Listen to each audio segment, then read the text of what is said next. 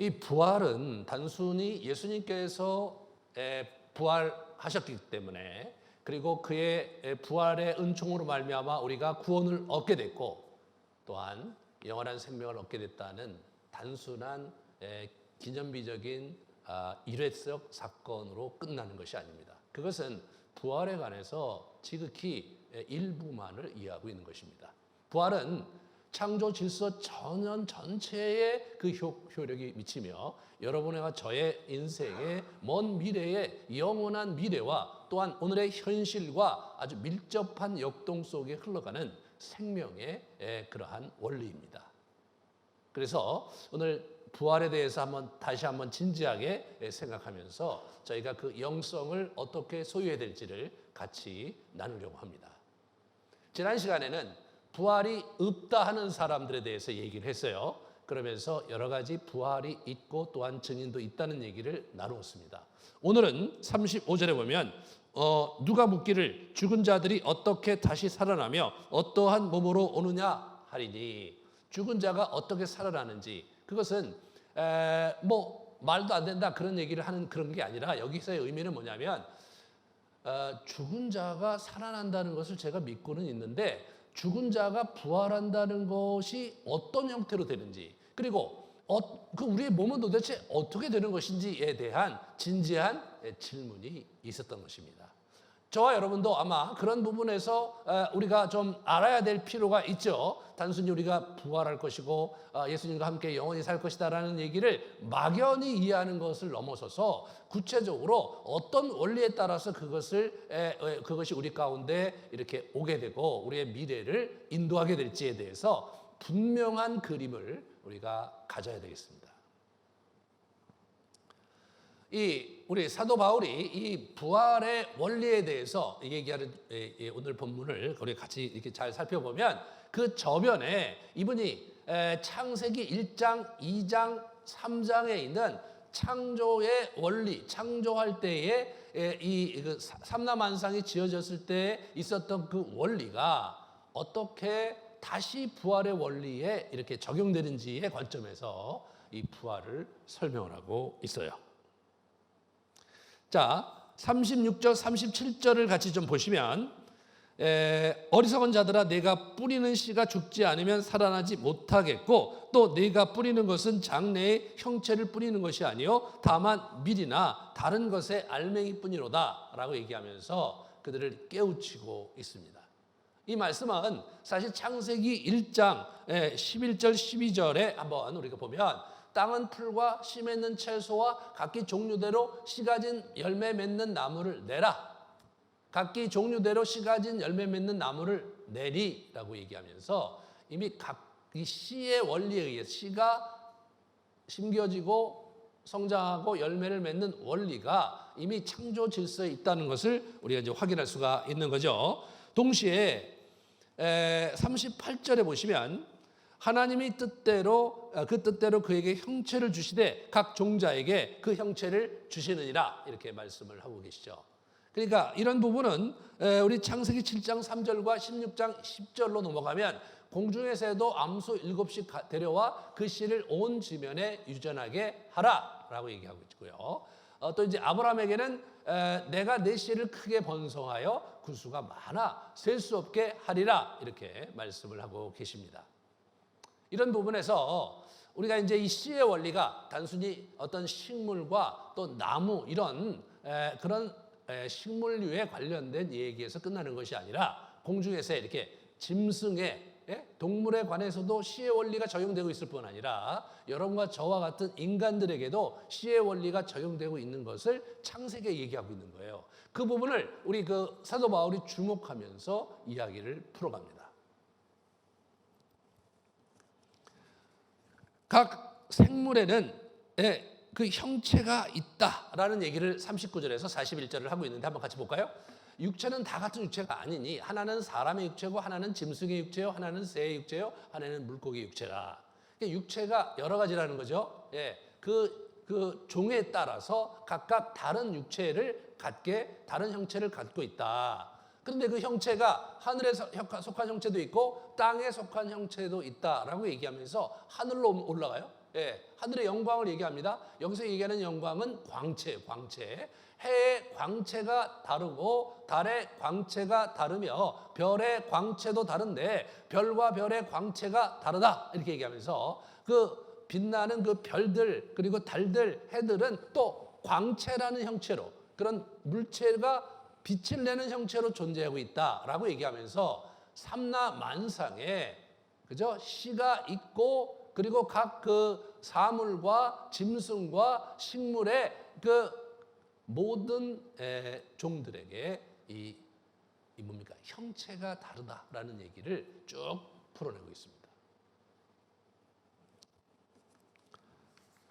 다시 말해서 이 창조의 그 생명의 원리는 이런 씨의 원리 그리고 형체가 다 그 종에 따라서 다르고 사물도 다른 그런 형태로 지어져 있음을 주목시키는 거죠. 이걸 주목시키는 거예요. 그러면서 창조의 원리와 부활의 원리, 창조의 원리에서 어떻게 부활의 원리를 가져오느냐에서 심는 것과 다시 심는 것이라는 심는 것과 다시 사는 것이라는 이 굉장히 중요한 원리를 이분이 주목을 합니다. 42절에서 44절을 같이 보시면요. 죽은 자의 부활도 그와 같다. 어떻게 하냐면 썩을 것으로 심고 썩지 않을 것으로 다시 살고 욕된 것으로 심고 영광스러운 것으로 다시 살아나며 약한 것으로 심고 강한 것으로 다시 살아나며 육의 몸으로 심고 신령한 몸으로 다시 살아나니 그렇게 얘기를 하고 있죠. 그러니까 심고 다시 사는 거예요. 심을 때 씨와 또 그런 것은 죽고 전혀 새로운 것으로 다시 사는 이 원리가 이미 자연계에 내재되어 있다는 거죠. 이미 내재되어 있는 거예요. 이미 내재되어 있는 원리의 속성과 특성이 그대로 부활의 그런 영역에도 확장 적용된다. 다시 말해서 부활은 결국은 재창조고 새로운 창조가 일어나면서 우리가 구체적인 형체로 다시 이렇게 부활하게 될 것이다. 다시 살게 될 것이다. 라고 얘기해 주는 거예요. 그런데 그 부활이 어떤 우리가 알 수 없는 신비한 과정 속에 일어날 것이긴 하지만 전혀 생뚱맞게 일어나는 것이 아니라 이미 창조의 질서를 가지고 창조할 때 원리를 가지고 삼라만상이 갖고 있는 질서의 그러한 순환 구조 속에서 그 일이 일어날 것이라고 이분이 얘기해 주고 있는 것입니다. 그러면서 동시에 이제 인간의 문제로 넘어오면서 이분이 모형론적 관점에서 이것을 설명을 하고 있어요. 첫 아담과 마지막 아담 얘기를 합니다. 마지막 아담은 예수 그리스도를 얘기하는 것인데 이 아담과 그리스도의 모형론적 해석을 가지고 이분이 우리의 그 영적인 원리를 설명을 하시고 계세요. 먼저 로마서 5장에 보시면 이 구원에 관한 아담 그리스도 모형론을 보면 여기 보시면 14절에 아담은 오실 자의 모형이다. 그래서 모형론이에요. 아담이 오실 그리스도의 모형이었다. 그렇게 이야기를 하는 거예요. 한 사람의 범죄로 말미암아 사망이 그 한 사람을 통하여 왕노릇하였은즉 더욱 더욱 은혜와 의의 선물을 넘치게 받는 자들은 한 분 예수 그리스도를 통하여 생명 안에서 왕노릇하리로다.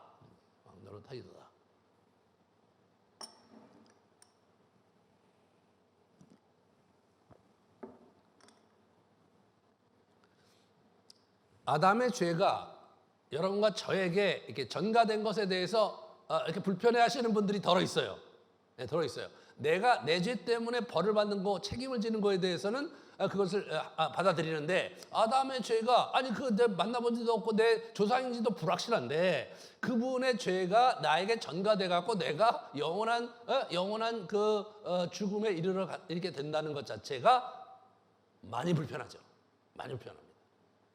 그런데 이 부분에 대해서 사도 바울은 그 유전적으로 어떠느니 과학적으로 어떠느니 이런 식으로 얘기를 하지 않아요. 그냥 그 원리가 있다 이거예요.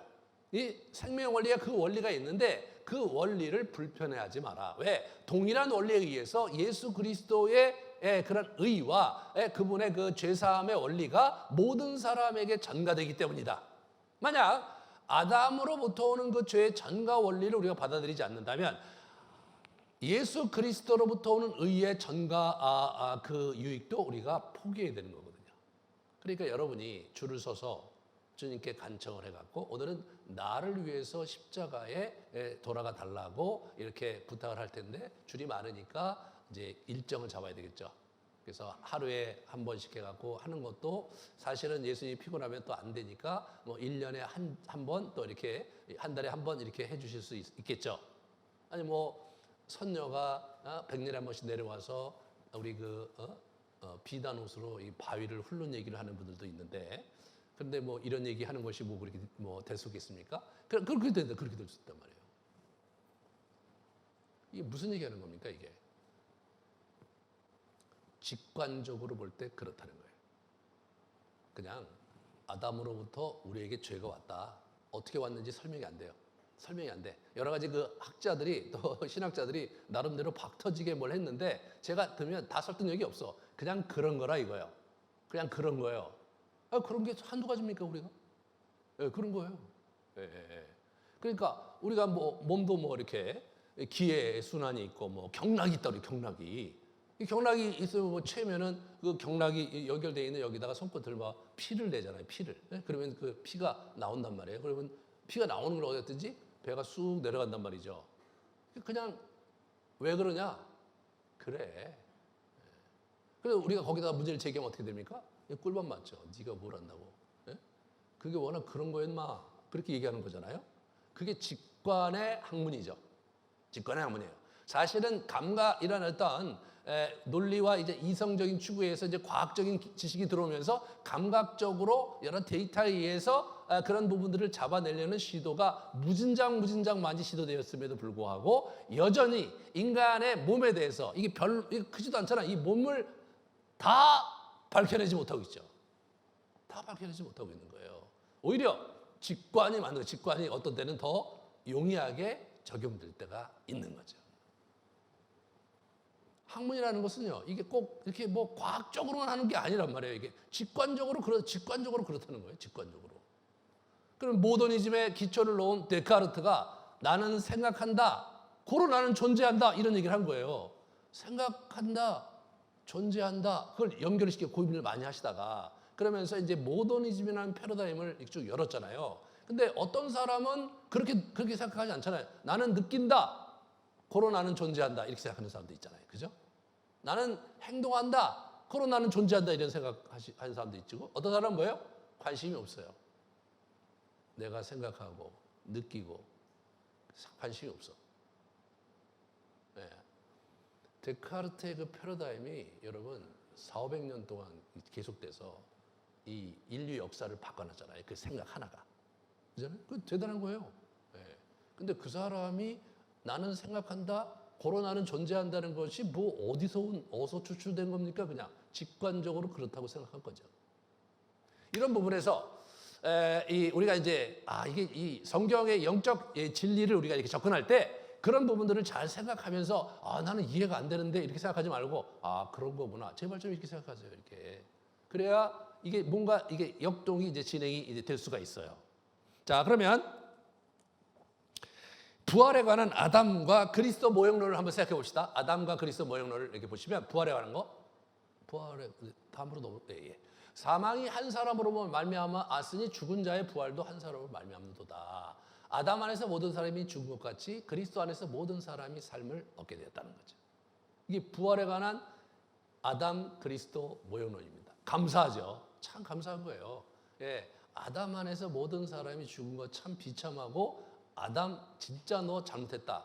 그런 얘기를 우리가 이렇게 해야 되겠지만 실제로 예수 그리스도라는 분이 오셔서 그 문제를 상쇄시켜 줌으로 말미암아서 우리는 영원한 부활을 체감하고 누릴 수 있게 됐다. 그것이 성경의 선언입니다. 이런 첫 아담과 마지막 아담의 역동을 45절에 얘기를 하고 있어요. 기록된 바 첫 사람 아담은 생명이 되었다함과 같이 마지막 아담은 살려주는 영이 되었다. 생명이 되었다. 살려주는 영이 되었다. 이런 표현을 하는데 사실 좀 번역이 약간 약간 우리가 좀 미묘해서 이렇게 한번 잘 보시면 도움이 될 거예요. 그러니까 여기서 이제 생명이 되었다는 말은 실제로 원어로 보면 living soul이에요. 살아있는 혼이 되었다 그런 의미예요. 근데 리빙 소울이라는 말도 우리한테 잘 익숙하지가 않죠. 요새 이제 미국 친구들도 이제 그게 잘 이해가 안 되니까 리빙 어떻게 됩니까? 리빙 비잉 이런 식으로, 리빙 퍼슨 이런 식으로 번역을 하고 있어요. 그러니까 우리는 살아있는 존재다. 이게 살아있는 인격적인 존재다. 그것이 우리가 아담은 살아있는 인격적 존재다. 이제 그런 얘기예요.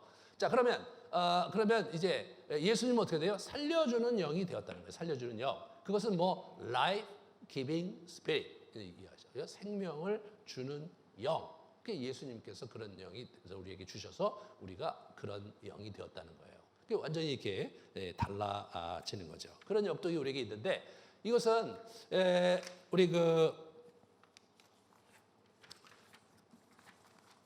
우리의 존재에 굉장히 중요한 근거를 제시를 해주는 거예요. 우리의 존재에 예수 그리스도로 말미암아 생명이 왔다. 그러므로 우리가 예수 그리스도처럼 산 영이 되었다는 거예요. 예? 생명을 주는 영이 되었다는 거예요. 우리가 생기 있게 다른 사람에게 은혜를 끼치고 또 다른 사람의 영에 영향을 미치는 그러한 영이 되었다는 거죠. 그러면서 계속해서 이제 부활체 얘기를 계속 진행을 합니다. 그래서 여러분 46절에서 49절을 같이 보도록 하겠습니다. 보시면 무릇 흙에 속한 자들은 저 흙에 속한 자와 같고 무릇 하늘에 속한 자들은 저 하늘에 속한 이와 같으니 라고 얘기하면서 흙에 속한 자와 하늘에 속한 자를 구분하고 있죠. 그렇게 구분하고 있어요. 그렇게 하면서 우리가 흙에 속한 자의 형상을 입은 것 같이 또한 하늘에 속한 자의 형상을 입을 것이다 라고 얘기하면서 부활체를 어떻게 이해해야 되는지에 대한 그림을 그려주고 있는 거예요. 그죠? 그러니까 흙에 속한 형상을 우리가 갖고 있고 우리가 죽으면 땅에 들어가서 흙이 되는 거죠. 예, 흙이 되는 거예요. 그와 동일하게 우리가 하늘의 형상을 입게 되면 영원한 삶을 사는 그러한 형체를 덧입게 된다. 예, 그 얘기를 이분이 우리에게 들려주고 있습니다. 그런데 그렇게 하늘에 속한 영원한 삶을 누리는 그런 형상을 입게 됐다는 것이 우리에게 어떤 의미가 있는 것이냐? 그 얘기가 50절에 나오는 거예요. 50절에 보시면 혈과 육은 하나님 나라를 이어받을 수 없고 또한 썩는 것은 썩지 아니하는 것을 유업으로 받지 못하느니라 라고 얘기함으로써 유업이 영원한 것인데 그 유업을 누릴 자가 영원히 살아야 되는 거잖아요. 영원히. 예, 하나님 나라 유업이 영원한 것이에요. 여러분과 제가 영원히 살지 않으면 그 유업이 사실은 무슨 의미가 있겠어요? 그렇잖아요? 예, 유업이 무슨 의미가 있겠냐고요? 영원히 사는, 그러므로 반드시 우리는 영원히 사는 부활체로 거듭나야 될 필요가 있다는 것입니다. 이런 면에서 사도 바울의 인생의 굉장히 중요한 근간이 그 유업에 대한 얘기를 이분이 무지무지 많이 하시잖아요. 그러니까 이분의 자기 정체성과 자기 인생을 바라보는 데 있어서 하나님 나라 유업을 근간으로 삼고 그리고 자기 정체성과 존재와 미래의 모든 것들을 그 관점에서 재해석해 주고 계신 거예요. 그러므로 이분에게 있어서 우리의 유업이 그 영원한 육신을 가지고 영원한 부활체를 가지고 그 유업을 우리가 누릴 것이기 때문에 이것은 아주 중요하다. 그런 얘기를 우리에게 해주시는 거죠. 그러면 그 부활체를 우리가 언제 어떻게 덧입게 되느냐? 그것이 51절, 52절에 나오는 거죠. 보라, 내가 너희에게 비밀을 말하노니 우리가 다 잠잘 것이 아니요 마지막 나팔의 순식간에 호련히 다 변화되리라. 순식간에 호련히 다 변화된다 이거예요. 아주 그냥 그 예수께서 재림하실 때 나팔이 불려오는데 그 나팔 소리에 우리가 여러분과 눈 깜짝할 사이에 확 변화되는데 모두가 다 변화될 것이라는 거예요.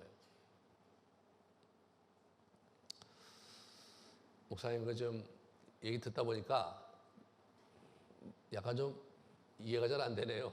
그게 가능한 겁니까? 이렇게 질문하실 분도 있을 거라는 생각이 들어요. 예, 이게 다 그렇게 순식간에 바뀐다는 얘기를 하니까 그렇죠? 그러면 불교 얘기를 좀 해볼까요? 불교는 이제 윤회예요. 돌아가시면 윤회를 해갖고 육도 윤회가 있죠. 천상, 인간계, 아수라, 축생, 악귀, 지옥 이걸 막 계속 돌아가는 거예요. 이렇게 계속 돌아가는 거예요. 여러분들이 이제 보통 이제 일반 사람들이 자기가 덕을 쌓고 그리고 이제 참선을 하면 수행을 하면서 자기의 윤회 굴레를 끊는 그 신비한 지식을 습득해서 득도하지 않으면 다시 그 굴레에 들어가야 돼요. 그 굴레에 들어가서 쭉 이제 살아야 되는데 몇 겁의 삶을 살아야 될지 모르는 거예요. 근데 한 겁이 뭐예요? 한 겁? 그것은 사방 십리에 쌓은 돌산을 선녀가 하늘에서 100년에 한 번씩 내려와서 비단 치마로 스쳐 그 바위산에 산이 다 닳아 없어지는 데까지 걸리는 시간이에요.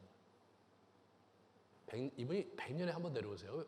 아니, 매일 내려오시면 안 되는지 모르겠지만 100년에 한 번 내려오셔서 그냥 이렇게 돌산이 있으니까 쓱 치마로 한 번 스치고 가신다는 거예요. 예? 또 올라가셨어. 그럼 또 100년을 기다려야 돼. 그 다음 100년에 오셔서 또 이게 스쳐요. 근데 사방에 심리니까 4km, 4km 되는 엄청난 집체가 아니라 그냥 엄청난 바위 덩어리가 있는데 그거를 이분이 이렇게 스치면서 그 다 없어져가는 시간이 한 겁이래요. 예.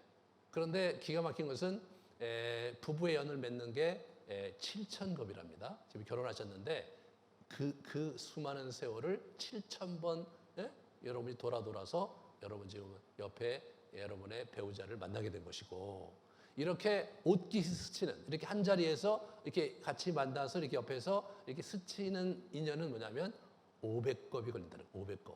그런 걸 계산한다는 것 자체가 정말 대단하지 않아요? 굉장히 대단해 이분들이. 그러니까 사색을 아주 깊게 하는 거죠. 그래갖고 이제 그러면은 인도에 있는 힌두교에서는 한 겁을 약 43억 2천만 년이래요. 40억도 아니에요. 43억 2천만 년 이런 걸 계산해 이 사람들이. 근데 우리 이 지구 과학자들은 어떻게 됩니까? 이 지구의 나이를 45억 년으로 보는 거예요. 45억 년으로. 그러면 최근에 화성에 보니까 화성에 달 보내갖고 막 뭐 전송하잖아요 사진을. 생명체의 흔적이 있고 물이 있었던 흔적이 있다. 아 그러면 지난 겁에 거기 살다 왔나 우리가? 네, 그런 생각이 들어요. 지난 겁에 거기 살다가 다 일로 이주해 왔고 이제 우리가 거의 다 된 것 같아요. 지금 뭐 기후도 이제 만만치 않고 그러니까 우리가 이 겁을 모두 끝내고 다음에는 어떤 은하계의 또 어떤 겁으로 다음 겁을 위해서 가야 되는 겁니까? 이런 생각을 하시는 분들이 있어요. 그 생각이 기발하고 생각이 아주 창의적이고 아주 사색이 아주 깊습니다. 그런 게 받아들이기가 쉬우세요? 아니면 순식간에 호련히 나팔 소리에 변화되는 게 그게 더 쉬우세요? 우리가 이제 기독교의 교리를 갖고 이렇게 보면은 뭐 여러분 나름대로 막 의구심도 생기고 뭐 이런 건 너무 말이 안 된다 뭐 이런 얘기 할지 모르지만 그러나 이거보다 더 이상한 얘기를 믿고 열심히 살아가시는 분들이 너무 많아요. 굉장히 많으시단 말이에요. 여러분은 이러한 부활의 도를 갖고 여러분이 놀라운 그 능력을 누릴 수 있는 특권이 있음에도 불구하고 이런 분들보다 기도를 안 하잖아요. 여러분 진짜 하루에 이렇게 1시간 정도 기도하는 것도 쉽지가 않잖아요. 제가 그래서 2분짜리를 만들어서 막 그걸 막 몇 개 나눠서 하자 그러면 이 불교에서 믿는 사람들을 보면요. 그냥 말이 안 나. 이렇게 생각하니까 저 이재천 목사가 뭐 2분짜리 기도를 만들었다며? 그렇게 생각할 것 같아요. 네. 그러니까 여러분 이게요. 잘 생각해 보셔야 돼요. 뭐예요? 이게 정말로 진리가 맞다. 그리고 지금 이게 이렇게 가려면 여러분 온 인류를 구원하려는 마음을 하나님이 드셨잖아요. 마음을 먹으셨잖아요. 그러면요 쉽게 해야 돼요. 쉽게 안 하면 못해요. 못해요. 그 사람들이 천차만별이잖아요. 여러분은 2분도 잘 못하는데 그거 못하는 거예요. 예수님이 처음에 제자들 훈련하실 때 기도 못하는 애들 데리고 제자 훈련을 하셨잖아요. 그 친구들한테 기도 훈련을 안 시켜요.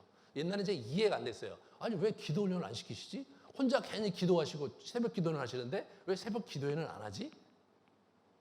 그래서 이해가 안 됐는데 제가 영성 훈련을 해보니까 알겠더라고요. 안 돼. 안 돼요. 네. 참 어려운 거예요. 그 당시 우리 뭡니까 유대교에서 기도를 뭐 하는데 이 친구들 진짜 대단하죠. 자기가 이제 기도할 때 바리새인들이 저작거리에 나가서 하늘을 들고 내가 여자로 태어나게 하지 않은 것에 감사드립니다. 뭐 이런 얘기하는 거예요. 내가 이방인이 아니라 유대인으로 태어난 것을 감사합니다. 내가 11조를 드리고 또 내가 채소의 11조를 드리고 주님 앞에 나오니 나의 기도를 받으소서. 이런 얘기를 여기서 하는 게 아니라 시장에서 마켓에 가서 이렇게 손들고 다니는 거예요. 그러니까 한번 상상을 해보세요. 예수님이 그때 얼마나 기겁을 하셨을까. 예? 시장 바닥에 나가면 애들이 이렇게 치렁치렁 이러고 뭐. 들어보면 뭐 내가 11조 했고, 들어오면 내가 여자가 아니라 감사하고, 들어오면 내가 유대인이라 감사하고, 뭐 그런 얘기를 하고 다니는 이상한 종교 집단이 된 거예요. 애들이 맛이 간 거예요. 그러니까 섣불리 가르쳐 봐야 또 그럴 거 아니에요. 그러니까 이분들이 어떻게 돼요? 왜 당신 제자들은 왜 금식 안 합니까? 모든 사람들 다 금식하고 그러는데 왜 안 해? 그러니까 예수님께서 뭐라고 하세요? 다 때 되면 할 거요. 그래요, 말잖아요. 때 되면 할 거요. 그러고 말아요. 네. 그 정결 의식이 있었어요. 밥 먹을 때 꼭 손 씻고 이렇게 먹는 거. 그거 왜냐하면 정결 의식이 굉장히 중요하거든요. 그 바리새인 집에 정결 의식 하러 갔어요. 저 식사 교제 초대해서 갔어요. 근데 이게 손을 안 씻었어. 손을 안 씻었어. 제자들이 손을 안 씻고 쭉 있는 거예요. 아마 예수님은 씻으셨을 것 같아요. 바리새인이 와갖고 대개 제자들은 어떻게 손을 안 씻냐. 여러분 그 당시에 손을 씻는 게 굉장히 중요한 시대였어요. 왜냐하면 유대인들은 손을 씻는 사람들이거든요. 바리새인들은 특히 그 중요시 여기는 거예요. 심지어는 로마 사람들의 글에 보면 유대인들은 손을 씻는 자라는 별명을 붙일 정도로 그냥 열심히 손을 씻는 사람들이에요. 그런데 제자들이 바리새인 집에 간다는 건 뭐예요? 그 집은 손 씻는 집인 걸 다 알아. 그렇잖아요? 아니, 그 로마인들이 아는데 왜 모르겠어요? 손을 씻는 걸 다 아는데 손을 안 씻고 먹고 있어. 그럼 그 사람들이 뭐 젓갈로 먹었습니까? 숟갈로 먹었습니까? 중세까지 저기 유럽에 숟가락이 없었어요. 우리나라에 있었지만. 그러니까 걔들이 이걸 먹죠. 손으로 집어먹죠. 지금도 손으로 집어먹잖아요. 손도 안 씻고 와자가장 먹고 있는 거예요, 친구들이. 그러니까 옆에 있던 바리새인이 선생님, 왜 당신 제자들은 손을 안 씻습니까? 그러면 예수님이 얼마나 부끄러워요. 베드로야, 너 또 손을 안 씻었냐? 당장 나가서 씻고 와. 막 이렇게 하시던가. 베드로야, 일로 와봐. 그래서 오면은 뒤에 이렇게 꼬집으면서 너 또 안 씻었냐? 이렇게 하실 것 같잖아요. 근데 그렇게 안 하세요. 오히려 얘한테 야, 입에 들어가는 게 그게 지저분한 게 아니야. 입에서 나오는 게 지저분하지. 그래 확 제껴버렸어. 이 사람이 얼마나 황당했을까요? 더 황당한 건 뭔지 아세요? 제자들이에요. 그게 무슨 말인지 몰라갖고 집에 가갖고 예수님 그게 무슨 말이에요? 입에서 나오는 게 더 지저분하다는 게 무슨 말이에요? 예수님이 또 화가 나갖고 막 여러 가지 얘기하시잖아요. 그게 칠칠치 못한 애들이에요. 예? 그런 애들한테 뭘 가르치겠어요? 제대로 가르쳤다가는 또 이상한 짓 할 것 같으니까 안 가르쳤어. 그러면서 가장 쉽게 누가 들어도 이해하는 게 하나도 어렵지 않게 그렇게 해서 많은 사람을 구원하려고 하셨던 것이 예수 그리스도이실 것이고 우리의 도운 거예요. 그러니까 이렇게 부활도 순식간에 호련히 나팔 소리 낼 때 저절로 일어나야지 뭐 어디 가서 또 티켓 타고 손 들고 막 줄 서서 안 온다니까. 그거는 하나님의 선한 뜻에 반하는 거잖아요. 하나님은 자기를 찾는 모든 자들을 구원하고 싶으신 거잖아요.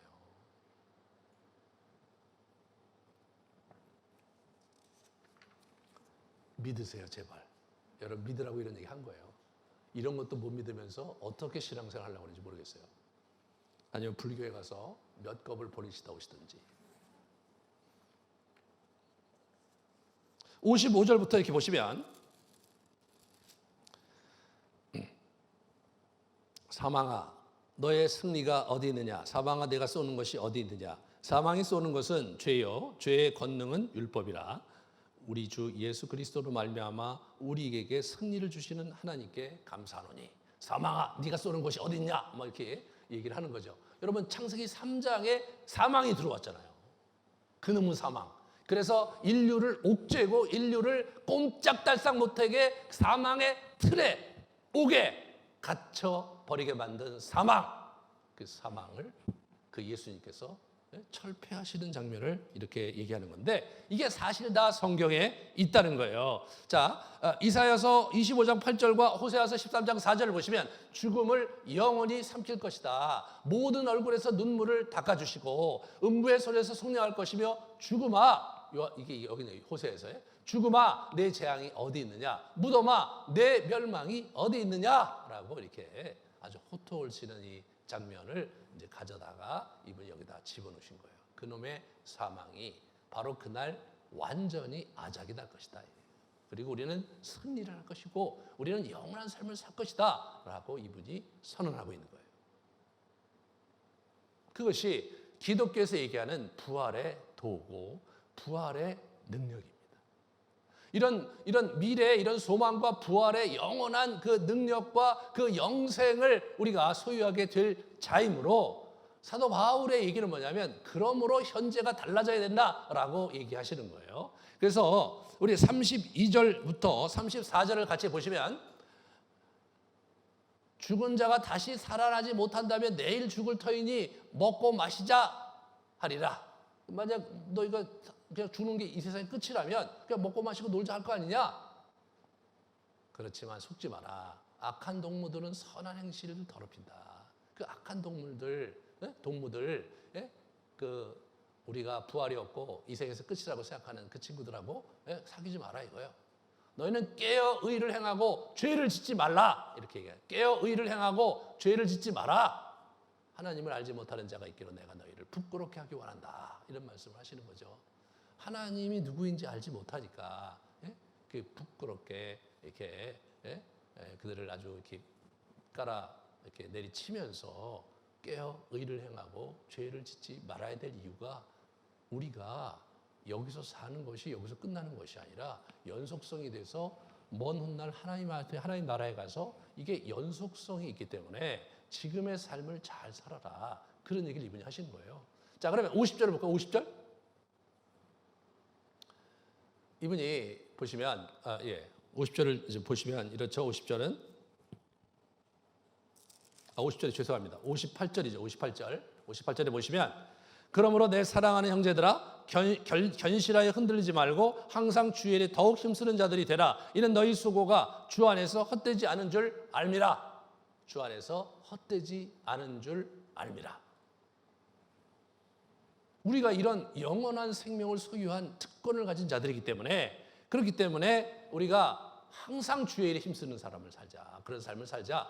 견실하여 흔들리지 말고 이 도에 충실하게 살아가야 될 이유가 여기에 있다. 그렇게 얘기를 하고 있는 겁니다. 그래서 여러분 이게 이제 이분이 이렇게 부활에 대한 소망을 갖고 오늘을 살아간 거예요. 오늘을 부유하게 사는 데 있어서 부활에 대한 소망이 참 유익하고 중요한 거예요. 근데 여러분 어거스틴에 의하면 자 보세요. 과거는 기억이고 미래는 기대고 현재는 직관이다. 그분이 그런 얘기를 하셨어요. 근데 우리가 보시면 현재를 우리가 직관적으로 직면하면서 누리지를 못해요. 우리가 궁핍이 많거든요. 과거의 기억이 상처가 되고 회한이 되고 그것 때문에 여러 가지 굴절이 있는 것이 속상하고 그래서 현재를 누리지 못해요. 미래의 기대를 보면서 걱정과 염려와 근심이 우리 앞에 자리 잡으면 또 현재가 궁핍해지는 거예요. 그러니까 우리 인생들이 현재를 사는 일이 궁핍한 거예요. 현재를 궁핍하게 살면 우리는 불행하다고 느끼는 거예요. 우리는 우울증에 빠지고 공황장애에 빠질 수 있고 또 여러 가지 정서적인 어려움에 우리가 눌려 살 수가 있는 거예요. 여러분 평안하게 사십니까? 여러분 복되게 사십니까? 여러분 오늘 정말 즐거우십니까? 이런 질문을 여러분에게 던지고 싶어요. 정말 그런가? 인생들이 그러기에 너무 힘들어요. 그 부분에 대해서 성경에서 늘 평안하라, 내가 평안을 끼치노니 평안하라고 평강을 외치고 위로를 주시고 그러면서 우리의 현재를 부유하게 하시려고 예수님께서 무지 많이 노력을 했음에도 불구하고 우리는 현재가 늘 궁핍해요. 그래서 현재의 시간을 우리가 확보하기 위해서 예수님께서 그리고 우리 기독교에서 갖고 있는 전통은 뭐냐면 하나님과의 교제에 깊이 들어가는 거예요. 하나님과의 묵상에 깊이 들어가고 그분 안에 교제하고 그런 시간들을 자꾸 늘려감으로써 그분의 현재 부유하신 예수 그리스도의 현재가 우리 안에 접목될 수 있도록 하는 거예요. 예수님은 현재에 사시는 분이거든요. 예수님은 과거와 미래가 한 정점에 있기 때문에 그분은 현존하시는 거죠. 그죠? 2000년 전에도 현재에 계셨고 지금도 현재에 있으시고 앞으로도 현재에 있으실 분이세요. 이분은 현재가 부유한 거예요. 사람이 현재가 부여해야 평안한 거예요. 그런 거예요. 그래야 즐거운 거예요. 그래야 옆에 있는 사람이 소중한 거예요. 그거를 우리가 하는 데 있어서 굉장히 중요한 게 부활의 소망을 붙들고 사는 거다. 그래서 이분이 얘기하잖아요. 나는 날마다 죽노라. 좀 보여주세요. 나는 날마다 죽노라. 이 말씀하십니다. 이게 이분이 죽는 연습을 날마다 한 거예요. 날마다 죽음을 묵상한 거예요. 그래서 이분이 내가 그리스도와 함께 십자가에 못 박혔나니 그런즉 이제는 내가 사는 것이 아니요 오직 내 안에 그리스도께서 사시는 것이다. 늘 내가 사는 게 아니라 그리스도가 사는 것이다 하면서 자기의 죽음을 의식하며 사는 것. 그리고 궁극적으로 그 죽음을 의식하면서 그리스도를 붙잡으면서 부활의 소망을 붙잡는 이 영성이 기독교 영성의 굉장히 중요한 중추적인 기도인 거예요. 그래서 우리 선배들은 이걸 하기 위해서 어떻게 하냐면 죽음 묵상을 매일매일 한 거예요. 제가 초대교회를 공부하다가 영성을 공부하다 보니까 매일매일 죽음 묵상을 하셨더라 이분들이. 그 죽음 묵상을 매일매일 하나? 그런 생각을 하면 성경을 보니까 전도서는 뭐 죽음 묵상을 하고 나서 쓴 책이고 사도 바울이 죽음 묵상에 대해서 깊게 써내려가고 스스로도 날마다 죽음을 묵상하면서 살았더라고요. 이게 참 중요한 거구나. 중요한 거구나. 그래서 하루에 한 번씩 죽음을 묵상하는 시간을 가졌어요. 하루에 한 번씩. 이게 굉장히 다르더라고요. 매일매일 죽음을 묵상하는 시간을 갖는 것이 삶을 무게 있게 하고 내 인생에 대한 방향을 좀 더 분명하게 하고 그리고 내가 하는 일의 가치와 의미 부여에 새로운 차원이 생기더라고요. 지금 이제 우리가 하루에 이제 몇 차례씩 기도하는 걸 하잖아요. 몇 차례씩. 여러 번 기도하는 걸 하려고 해요. 3번도 하고 4번도 하고 5번도 하고 쭉 한단 말이에요. 제가 그렇게 해보니까 이게 동일한 것을 계속 기도하니까 이게 역동이 안 생겨요. 그래서 이걸 다르게 좀 해보자 해서 중보기도도 따로 하고 어떤 시간에는 중보기도 어떤 시간에는 간구기도, 어떤 시간에는 감사기도 이렇게 하는 거예요. 밤에 성찰기도 한단 말이에요. 그러다가 거기다가 죽음 묵상을 집어넣으니까 갑자기요 이게 삶의 무게가 딱 오더라고요. 삶의 무게가 와. 내 인생에 대한 무게도 오고 인생의 의미에 대해서 다시 생각해요. 다시 생각해요. 특별히 아주 기분이 나쁘고 또 막 사는 게 너무나 불편하고 오늘 정말 안 좋다 이렇게 생각할 때라도 먼저 감사 기도를 억지로라도 이렇게 생각해서 드리고 최근에 보니까 어떤 분이 다섯 가지 감사를 한다고 그러더라고요.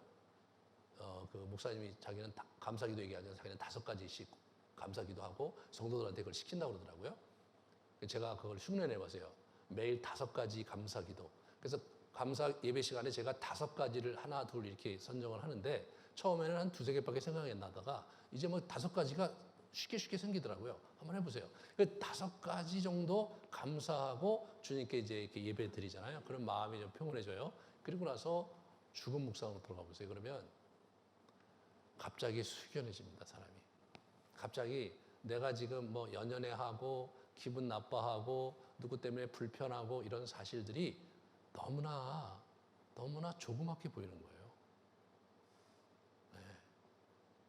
뭔가 잘해보려고 전전긍긍하고 뭔가 뭐 대단하게 살아보려고 애쓰는 그런 것들이 자꾸 작아져요.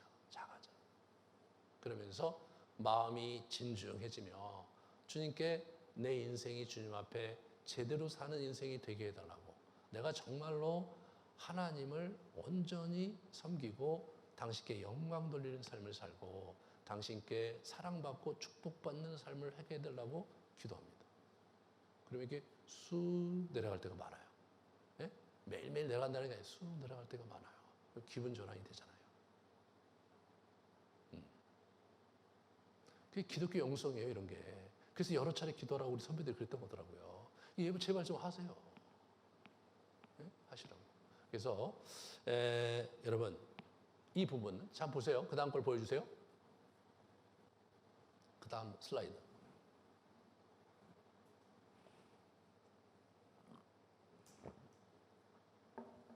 예수님이요, 이 부분에 일침을 놓으신 거거든요.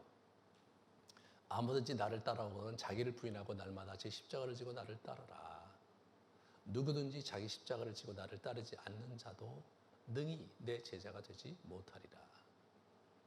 그러니까 이게 여러분 죽으러 가라는 거예요. 맨날 죽으러 가는 심정으로 가라는 거예요. 사실 들을 때 굉장히 마음이 불편하실 거예요. 이게 참 내가 죽을 각오라고 살란 말이다. 이렇게 살란 말인구나. 이렇게 받아들일 수 있지만 우리 선배들은 그렇게 받아들이기보다는 부활의 소망이 있기 때문에 내가 또 주님께 십자가에 못 박고 부활의 소망을 가지고 오늘 하루를 견실하고 중심을 가지고 살도록 그렇게 예수님께서 그렇게 하신 거예요. 그렇게 가르치신 거예요. 네, 그래서 사랑하는 여러분, 부활의 영성으로 이 시대적인 여러 환난과 어려움 속에서도 평강을 누리고 현재의 부요한 자가 돼서 이 땅을 당당하고 겸허하지만 분명한 확신을 가지고 살아가는 그런 복된 여러분 되시기를 축원합니다. 우리 같이 한번 기도하겠습니다.